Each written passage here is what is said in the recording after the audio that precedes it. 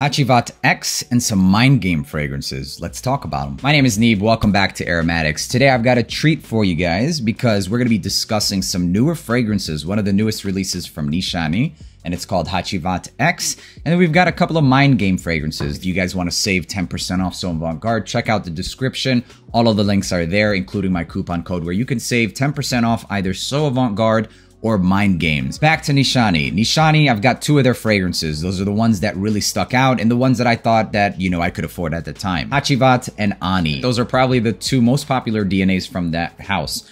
Really, there are a couple of more that I want to get into. They're a bit more challenging. It's that Shem, it's Mana, and Nefs. They come in that gold cage. I think it's beautiful. And they've also released Hacivat Oud, which you know I'm going to get. Let's go ahead and jump into Nishani's Hacivat X. My main curiosity with this fragrance is, will it be redundant? Does it really bring anything new to the table? And if so, is it significant enough to warrant a purchase? The Hacivat Oud, regardless, I'm buying that bad boy. But let's take a look at Hacivat X. The same bottle, and it looks like this red crossed out with lipstick, X. I'm going to place the notes of Hacivat X on the screen, and I'm going to tell you guys exactly what differs from it now. So at the top of the old one, we had the grapefruit, bergamot, and pineapple, whereas now you see there is no grapefruit, but there's pink pepper. Pink pepper adds this spicy nuance. Sometimes it can contribute that fizzy or carbonated feel that a lot of people like. In the mid of the newer fragrance, we have the lime and orange blossom, whereas in the mid of the other one, there is no lime and there is no orange blossom, but still the same other ingredients. At the base of this fragrance, we have that vetiver, cedar, and patchouli, but at the base of the old one, it just says woody notes and oak moss. So as you can see, it got rid of that oak moss, and in my opinion, I think it's going to be doing it a favor. A lot of people feel like that oak moss can come off a little bit soggy or wet, but it's not really the worst thing in the world. I think it adds a more masculinity. So the opening is definitely better. You get the pink pepper and pineapple, a lot of pineapple and a lot of pink pepper. Super spicy opening, and I really enjoy it. Right behind it is that lime, and it almost gives this something inky. It gives it like this inky vibe. I'm not sure exactly where that ink is coming from. So although the oak moss is gone, I feel like the vetiver is enhanced here. It's a lot stronger. Right off the bat, what I noticed with this fragrance is it's definitely a more X-rated version, for sure. That inky wood vibe kind of makes this feel just a little bit dirtier. So, although they got rid of that oak moss, the addition of that pink pepper and something in here just gives it like this X-rated vibe. There's this inky woody quality to this fragrance. The replacement of the vetiver for the oak moss definitely does make a difference here. So that's one thing that I did not know earlier, is that the oak moss is just simply replaced by the vetiver. And what that really does is, although the original, the oak moss, makes it soggy, a little bit wet, it kind of does help refine this one. It makes it a bit more mushier. And I mean, in the scent profile, it's all well blended together. This one is well blended, but it adds this inky, woody vibe from that vetiver, and it makes it just slightly dirtier. And I'm not talking about in the sense of hygienic, I'm talking about in the sexual way. This is a dirtier, literally a rated X version. It does smell like the same fragrance, lacking some of that creamy, wet woods vibe that you're gonna get with oak moss.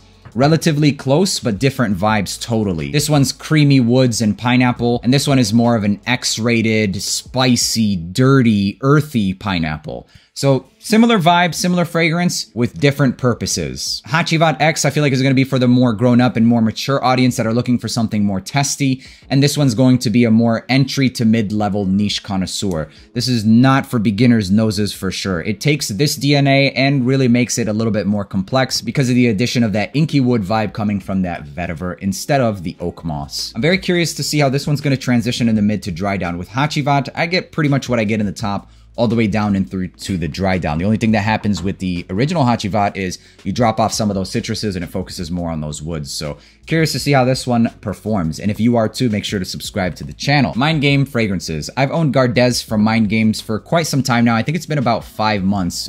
After their immediate launch, I went to Neiman Marcus, got my nose on the entire collection, and I fell in love with Gardes. It's leather, it's a black leather, and orris butter. Just smells fantastic. The other one that I fell in love with, and I knew I had to have eventually, is Blockade. And Blockade reminded me at the time of sniffing this, the first time I sniffed this, of like this Hacivat and Creed Aventus DNA, but in my opinion, honestly, a more natural smelling one, and for me, a more enjoyable version. So while I was sniffing this fragrance, I thought to myself, well, there's already Hacivat and there's already Creed Aventus, but this one really stuck in my head, and anytime I'd go back to Neiman Marcus, I put my nose on this and fall in love again. It's such an easy DNA, and I think that it's going to be the easiest and the best one for the beginners to jump into. It smells like fresh mango, and as it started to dry down, I got something slightly spicy from the anise, which was tamed perfectly with this lavender, and then there's some ambers and even oud in the base. So I fell in love with this one. I just didn't find the right time to pick it up, but now that I have it, I'm extremely happy that I do. And then the other one that I also fell in love with, aside from Gardes and Blockade, was my third favorite fragrance, and because of the fact that it has Rose Absolute. I love using Rose Absolute. It's one of the more expensive raw materials that I use whenever I'm making my own fragrances,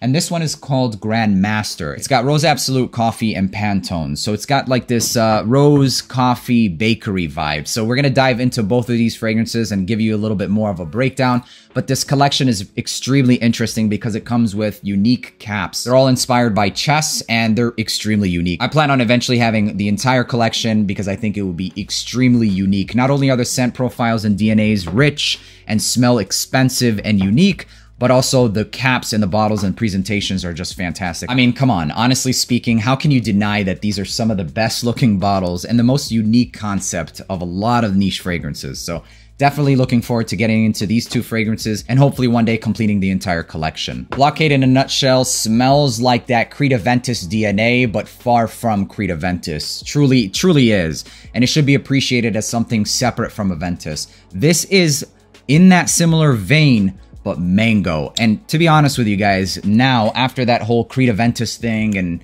all of that, I'm appreciating and enjoying this one much more. I will hardly ever wear Creed Aventus. I'm just being 100% honest, and I would much rather go with this because it smells like a more natural version, and that mango is just magical. My God, I love this stuff. Mango, mango, mango. And then that pink pepper, my favorite note, and you've got mango blossom in the center.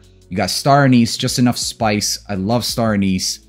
Lavender smoothens this one out, and you definitely get more of that suede and some of the amber and oud in the base.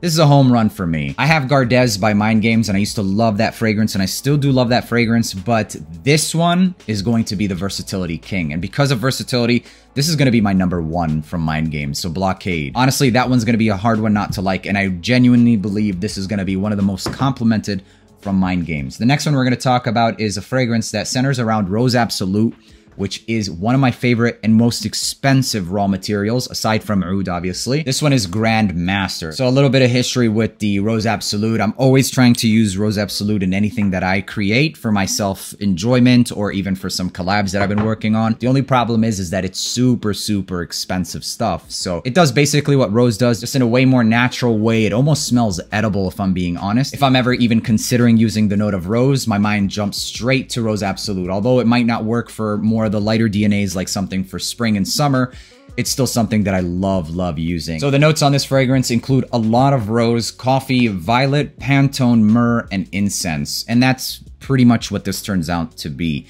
It's rose, rose, rose, some coffee, that Pantone, and incense later in the dry down. This is dense, it's deep, it's rich, it's bold, very sweet, very sophisticated, and very mature. This isn't going to be for the beginners, but this smells like a cold Valentine's Day with a freshly brewed pot of coffee, some Pantone desserts, and rose. So the black currant at the top is really just helping draw this more pungent vibe to the rose. It's extremely natural, extremely fresh.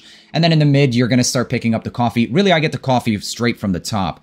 The violet I can pinpoint out, and it's just kind of adding this powdery nuance, helping smooth out all of the rough edges, if any exist, because this is not a rough fragrance whatsoever. It's really powdery, really dense. Definitely have to be a rose connoisseur for this fragrance, and if you enjoy gourmand fragrances, then that just makes it a plus, because this is rose and gourmand heaven. If I had to rank my current favorites from the Mind Games collection, I would go with Blockade, Gardes, and then Grand Master. All three are great fragrances, and the presentation on these things are amazing. Let me know down in the comments what you guys think about Mind Games and some of the newer Nishani releases. And while you're down there, hit that subscribe button, and until the next one, peace.